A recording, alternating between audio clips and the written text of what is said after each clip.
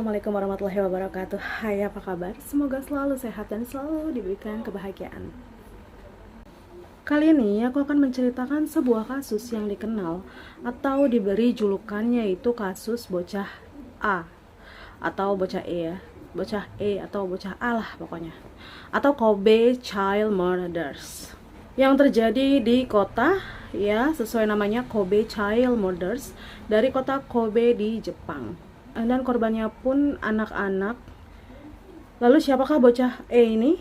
Penasaran? Gak usah menunggu lama-lama, langsung aja ke ceritanya. Jadi pada tahun 1997, Jepang digemparkan dengan sebuah kasus pembunuhan keji, sadis, apalagi yang lebih dari itu. Pembunuhan terhadap dua orang anak sekolah dasar, satu anak laki-laki dan satu lagi anak perempuan, di kawasan Kobe. Kasus ini sangat menarik perhatian masyarakat karena bukan hanya korbannya yang masih tentu aja di bawah umur ya, masih anak-anak, tapi ternyata pelakunya pun masih di bawah umur. Karena pelaku masih di bawah umur, kepolisian memberi julukan kepadanya sebagai bocah E atau bocah A, dan namanya tidak diekspos ke media. Apa sih yang terjadi dengan si bocah A ini? Apakah dia ini adalah seorang korban ataukah dia seorang tersangka? Kronologi kejadiannya seperti ini. Pada tanggal tepatnya 10 Februari 1997 adalah awal rentetan aksi kekerasan sadis si bocah E. Pada tanggal tersebut, bocah E menghantam kepala dua orang siswa SD dengan sebuah palu karet. Aksinya kali ini nggak sampai menjadikan korban jiwa ya. Namun, satu orang siswi mengalami luka yang cukup berat dan si ayah korban ini kemudian melaporkan ke sekolah SMP terdekat karena tak terima dengan kondisi putrinya dan juga meminta pihak sekolah menunjukkan semua foto siswanya. Mungkin aja sih si ayah ini mengenali wajah si pelaku dan juga tahu bahwa pelaku bersekolah di sekolah tersebut. Si ayah pun meminta untuk pihak sekolah menengah itu untuk menunjukkan semua foto siswa agar ia dapat menemukan pelakunya. Tapi sayangnya pihak sekolah tersebut yang didatangi si ayah ini menolak permintaan tersebut karena menghargai undang-undang perlindungan anak di Jepang pada saat itu. Nggak sampai di situ, aksi bocah E pun berlanjut di tanggal 16 Maret 1997. Pelaku berpura-pura menanyakan letak tempat mencuci tangan pada siswi kelas 4 SD yang bernama Ayaka Yamashita yang berusia 10 tahun. Tanpa rasa curiga, Yamashita kemudian memandu pelaku sampai ke tujuan. Dan disitulah pelaku memanfaatkan situasi yang sepi dan menghantam bagian kepala korban dengan palu. Korban sempat dilarikan ke rumah sakit, namun karena cedera yang cukup berat, nyawanya tidak terselamatkan. Belum selesai loh. Pada tanggal yang sama, pelaku juga melakukan aksi penusukan dengan pisau terhadap seorang siswi kelas 3 SD lainnya. Namun korban mengalami luka cukup parah ya, karena pisau tersebut berhasil mengoyak lambungnya hingga tembus ke punggung. Meskipun begitu, tapi korban yang satu ini masih selamat. Jadi diingat-ingat ya, pada tanggal 16 Maret 1997, bocah A telah membunuh satu orang. Dan pada 24 Mei-nya di tahun yang sama, muncul keinginan pelaku untuk membunuh seseorang lagi. Pelaku kemudian mendekati seorang anak laki-laki kelas 5 SD bernama Junhase atau Junhes, aku nggak ngerti. Junhase aja lah ya. Junhase berusia 11 tahun. Lalu ia membujuk si anak laki-laki ini agar mau ikut ke rumahnya dengan mengaku memiliki kura-kura di rumahnya. Korban yang menyukai kura-kura akhirnya tergiur untuk menuruti ajakan si pelaku. Tapi bukannya diajak melihat kura-kura, pelaku justru membawanya ke sebuah bukit sepi dan juga melancarkan aksinya di sana. Si pelaku ini mencekik korban hingga kehilangan nyawa dan menyembunyikan mayatnya di sebuah gudang tua yang ada di sekitar bukit tersebut. Pelaku berhasil merusak kunci gudang dengan sebuah gergaji yang ia temukan di sekitar gudang. Setelah kunci gudang berhasil dibuka, ia pun meninggalkan mayat anak tersebut di sana. Sadis banget. Lalu sampai sini bocah A sudah membunuh dua orang ya. Si Yang satu perempuan, yang satu laki-laki tadi, si John Hase sama si Yamashita. Lalu pada malam harinya pelaku teringat akan korban dan gergaji yang ia sembunyikan di gudang tua itu ya. Tiba-tiba muncul keinginannya untuk memotong leher korban dengan gergaji itu. Ini sih random banget sih ya. Keinginannya muncul karena selama ini ternyata ia sering memotong leher binatang dengan pisau dan penasaran apakah sensasinya akan sama ketika ia memotong leher manusia. Lalu keesokan paginya pelaku menuntaskan keinginan tersebut. Sementara si keluarga korban ini melaporkan kehilangan anak pada malam itu juga. Di sini ada hal keji, kejam, sadis dan sedikit gore, tapi aku tetap akan ceritakan. Kalau kamu nggak suka bisa di skip aja. Jadi gini, saat si pelaku memutuskan memenggal kepala korban, mata mayat korbannya ini di dalam posisi membelalak atau melotot ya. Pelaku juga mengaku menusuk dan mengoyak kedua mata korban dengan pisau setelah proses penggal kepala itu.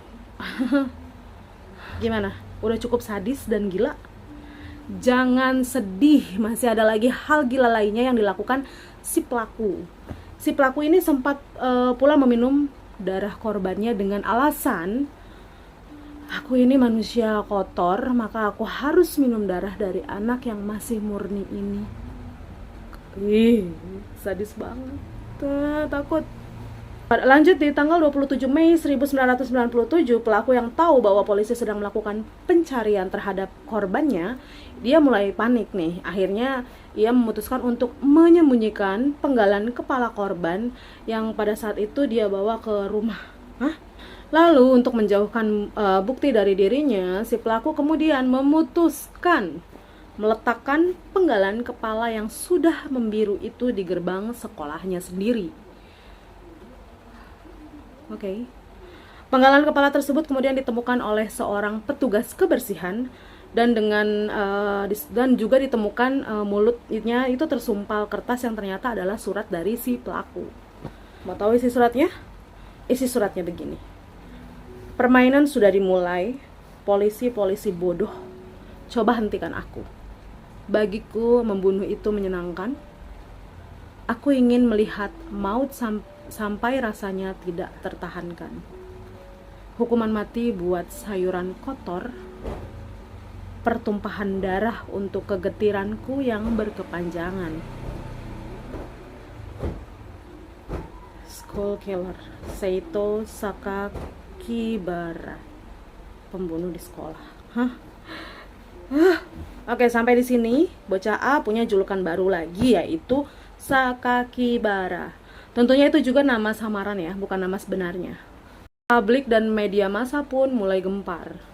Dan di sebuah bukit nggak jauh dari sekolah, polisi menemukan tubuh Jun Hase yang sudah dipotong-potong atau dimutilasi.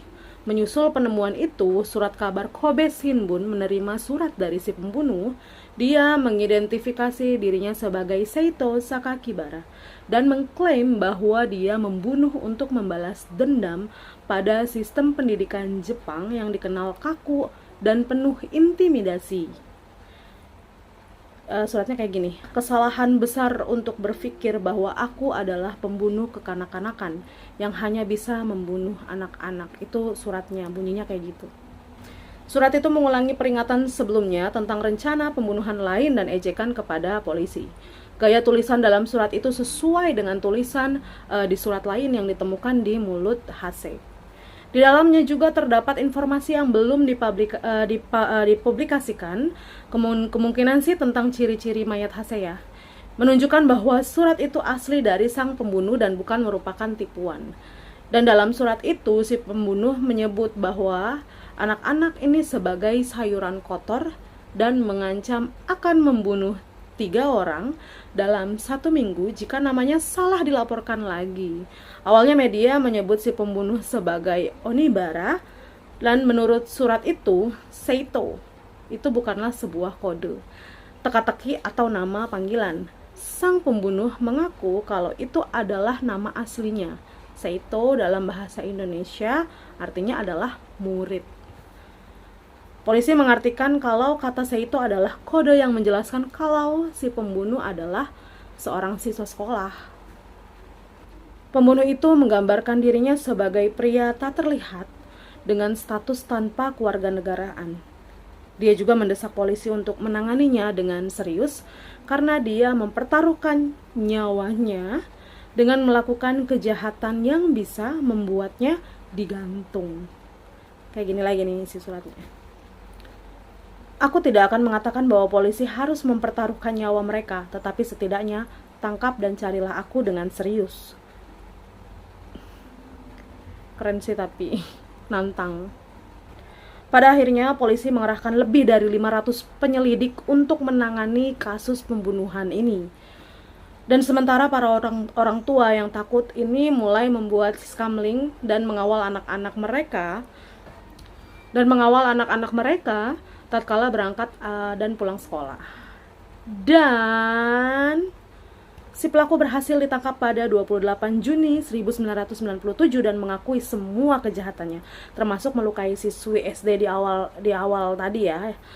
Kasus ini sangat memorable bagi masyarakat Jepang karena kasus ini membuat pemerintah Jepang kala itu mengubah undang-undang perlindungan anak dan menurunkan usia anak-anak dari 16 tahun menjadi 14 tahun agar si bocah A ini bisa diadili. Dan meskipun demikian, pada Maret 2004, bocah A ini dibebaskan bersyarat dan bebas penuhnya pada Januari 2005. Tentu saja, kebebasan ini menimbulkan kecemasan terlebih kepada masyarakat. Masyarakat takut ia akan mengulangi aksi kejahatannya lagi. Dan gak hanya kebebasannya yang kontroversial, pasca kebebasannya, pelaku tidak henti membuat kontroversi di masyarakat. Jadi pada tahun 2015 ia membuat sebuah buku yang berjudul Zekka.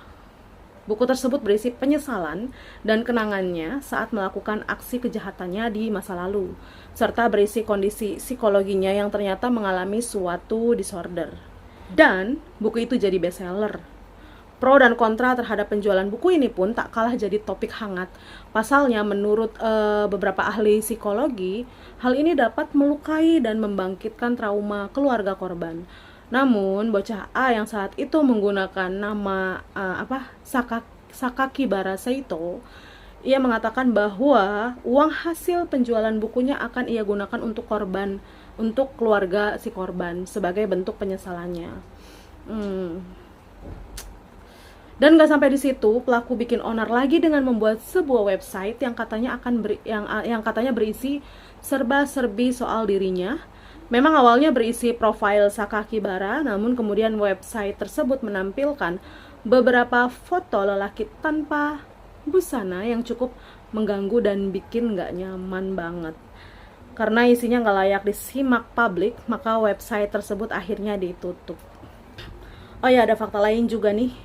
Jadi, pelaku selain mengalami kelainan psikologi, dia juga positif mengidap kelainan seksual. Pasalnya, saat interogasi, pelaku juga mengakui bahwa dia terpuaskan hasrat seksualnya saat membunuh si korbannya.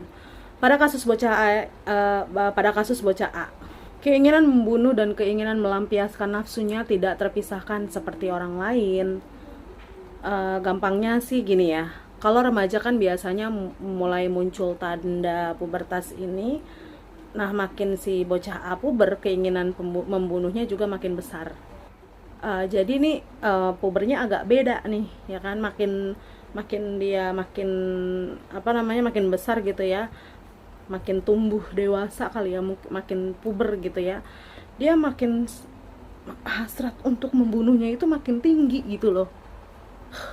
Sebenarnya polisi pun kepo ya, nanya perasaan pelaku saat itu. Maksudnya apakah si pelaku ini ada perasaan gak nyaman gitu pas ngelihat mata korbannya masih terbuka. Dan kamu mau tahu jawabannya apa? Dengan entengnya, pelaku menjawab, kenapa harus takut? Dia kan hasil karyaku. Jawaban yang gila kali. Gila.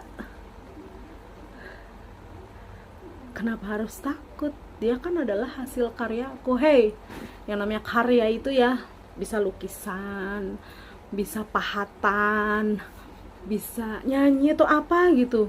Ini karya membunuh. Gimana nih? Nah itu dia kisah Kobe Child Murders atau kasus bocah A. Gimana menurut kamu? Kalau aku pribadi sih cuma bisa geleng-geleng kepala, tarik nafas dalam-dalam dan kayak sesek gitu loh. Waktu ngeriset kelakuan si sadisnya si bocah ini. Oh ya, ada info juga, info tambahan juga. Kabarnya saat ini pelaku berstatus bebas. Masih hidup dan berusia pertengahan kurang lebih sih 30 tahunan ya. Kurang lebih 30 tahunan. Hati-hati lu. Bener dah, hati-hati. Itu dia video dari aku. Like jika kamu suka. See you next video. Assalamualaikum. Bye.